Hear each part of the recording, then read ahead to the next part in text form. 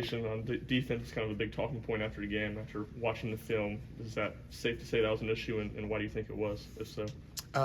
Yeah, it was an issue. Just simple communication is just calling the coverage, calling the direction soon enough for our guards to be able to react. And so as we went back and watched it, and they did a great job of mixing up the screens. Sometimes they would set them, sometimes they wouldn't. They just kind of slip out of them, and so I think the hesitation a little bit is what caused the slowness in the communication. Coach, in college basketball, everybody's better at home than they are on the road, and it's a small sample size for you guys. But do you feel like this team maybe is struggling more on the road than normal for you guys in this program? No, I wouldn't say that. I wouldn't say that. I think in both instances, both teams played really well, and it's always tougher on the road. I think you're going to get a more juiced up crowd, more juiced up team, and that's regardless of who's coming to town in this league, because it's so tough. And so I think for our team, it's a great learning experience, a great opportunity for us to kind of reflect on where we need to be better, and and to do what we're trying to ultimately do. We're going to face a lot of tough environments, a lot of tough situations that we gotta be better in, and I think this is great preparation for it. But no, I don't think just comparing this team to previous teams on the road, I don't think it's fair to this team. How much easier is it to fix communication issues compared to other issues like rebounding issues and stuff like that? Is it an easier thing, or is it just the same? What is that like? Yeah, it's I mean, I don't. You would have to ask the guys from their standpoint how much easier it is. Obviously, from a coaching standpoint, we feel like it's an easy fix, and but it's more so.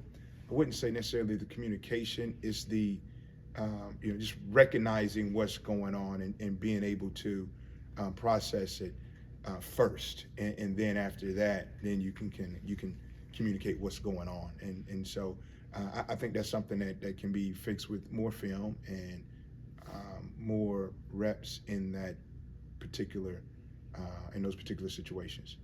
Update on film yesterday. Just how did the guys respond to seeing what happened in Vandy, watching it back, seeing the mistakes, because y'all will see them again at least one more time. So what was that reaction like? Yeah, the great thing about our guys is they hate to lose. This is the most competitive group of guys that I've been around, and so like even before the film starts, right after the game, like they're crushed, and because they put so much into it that they wanna win every game, and so I it was good for them to see it. I know they wanted to see it, but they know what happened sooner than we know. Like they can feel it. They're out there, and they see it themselves. And so that it's great about this group is the communication amongst each other in film. It's not just the coaching staff telling them what they did wrong. They see it. They're talking to each other. Hey, right here, you gotta call this out early. Hey, you box out here, and then I'll help you on this side. And so that's the great thing about this group of guys. And so film was great. It was great for all of us to kind of sit in there and have that open dialogue, those conversations about what it's going to take for us to again, moving forward. We got another big game coming up tomorrow, and so like we got to be better in that game tomorrow than we were on Saturday. What do you remember about those two matchups last year with Mississippi State? Man, I number 12 is really talented. Can really score the basketball, and a big time shooter. And number 4 is just kind of he does everything. He can score it, he facilitates, he defends, big time motor. Those two guys in particular are difference makers, and then they have a great group around them that buys into their role. I know they added a couple new faces, but it's going to be a tough game. It's going to be a hard-fought game, and just like every game in this league, it's going to be one in the paint. It's going to be who can control the backboards, who can protect the paint, taking care of the basketball. I feel like Felix has started to turn a corner. He's lost a handful of games. Felix is playing really well. You know, he's playing really well. He's competing at a high level defensively. You know, first off, and just his effort on that side of the ball has been great. You know, he's making plays outside of his area. He's rebounding the basketball, and so you know, and he's starting to understand that he has to be dominant on that side. You know, anything else that comes is kind of is gravy, but you know, cleaning stuff up on that side of the ball is he's really locking into it. And you know, offensively, I mean, it's going to come. You know, I think we do a great job of spacing the floor. I think he does a good job of moving without the ball and finding those sweet spots and being able to play with you know, play with Zakai on that penetration. But you know, yeah, we're very I'm excited where Felix is right now, and he has more in the tank. And sorry about that, but No, you're fine. I know one guy I had to be hard on was Chaz. Obviously, that free throw didn't deter the outcome of the game, but just in front of his hometown. What was y'all's message of encouragement to him, and how has he responded to that?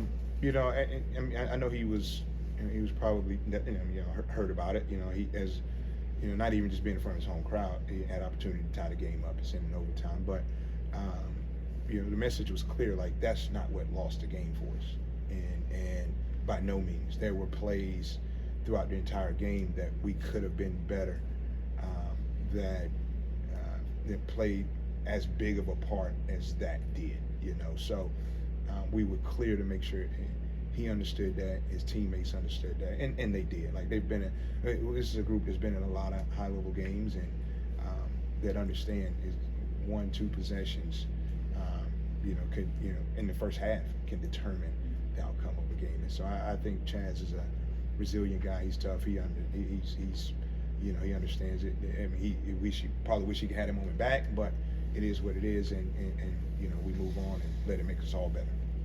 What does Zakai have to do to balance being aggressive but not fouling in order to stay on the floor and not miss the last 7 minutes of that first half?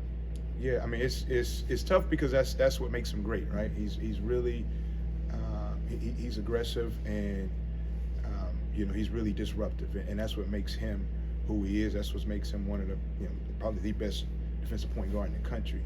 And so I think just being you know, being mindful of, you know, when you do have one foul, don't you know, maybe you pull back a little bit, and just understand when you're closing out to shooters, you know, you just, you know, in those situations, maybe flying by more so than, you know, that they can test high. But it's, you know, it's tough to say, and you know, each foul has been kind of different a little bit for him when he picks up that second one.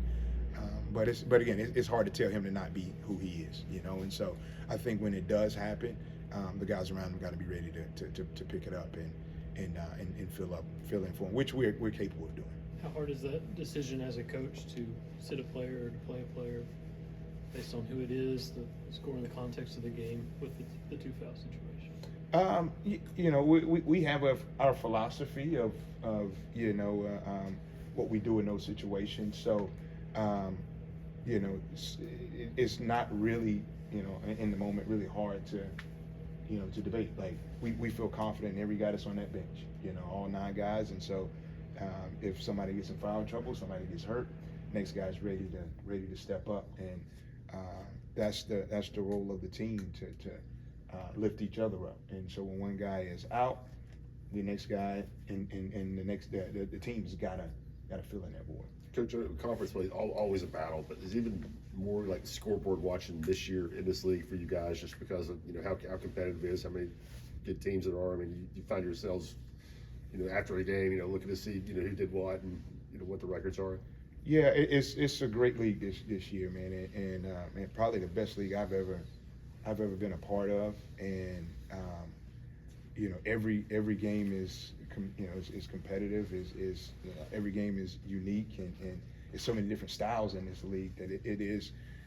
It's fun to kind of sit back as a fan sometimes and just watch it when you're not preparing for your next game. But you know, for us, our total focus is in our locker room, and you know, how we're playing at the moment.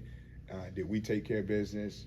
You know, obviously after the game, you kind of scroll the scores and all of that, but doesn't really have an effect on or an impact on like how we approach things and how we do things. Like, you know, it is our goal to win the league, but we know you got to live in day tight compartments and go game by game, day by day, and you know, win, lose, or draw that particular game.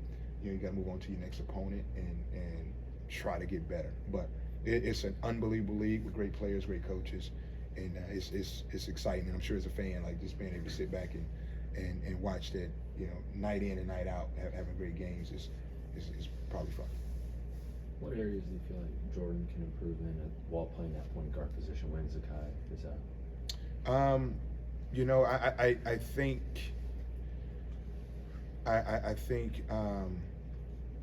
man, that's a good question. I hadn't really thought about that.